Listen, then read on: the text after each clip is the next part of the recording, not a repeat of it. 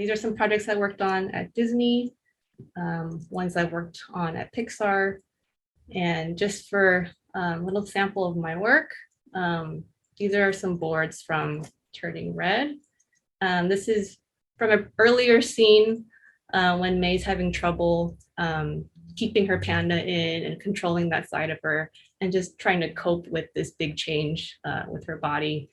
And yeah, it was really fun to board. So Sunmee, can you share for us the key elements a storyteller needs to keep in mind? Act 1, you've hopefully established your character, your world, the conflict, the inciting incident that propels the story.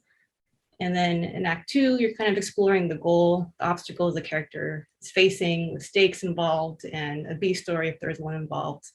And Act 3 is basically the ending, the conclusion to everything that you've been building up to this point. To further break down Act 3, we can think about it in two basic parts, which is the climax and resolution. If you chart it, the climax is the highest point of tension in the story. It's where everything sort of comes to a head and collide, and the character has to confront their biggest conflict, and the conflict gets resolved in a certain way. And the resolution is everything that happens after that. The dust settles, everything wraps up, and the story comes to a close. I also wanted to touch on different types of endings. There's the resolved ending, where pretty much everything comes to a clear conclusion, like all the loose ends are tied up.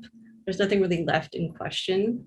There's also the unresolved ending, where you can feel that things have come to a close, but you're left kind of hanging on a question.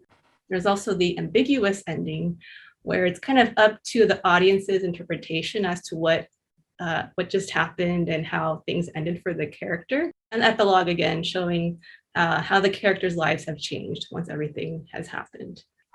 I would just really encourage everybody to watch as many movies, read as many books, and just expose yourself to as many stories as you can, because all of this will, help build a mental library for yourself that you could draw from, and just really experience life, like travel and just do as much as you can. Because I think the beautiful thing about filmmaking and animation is you're really taking everything that you know and applying it to a medium.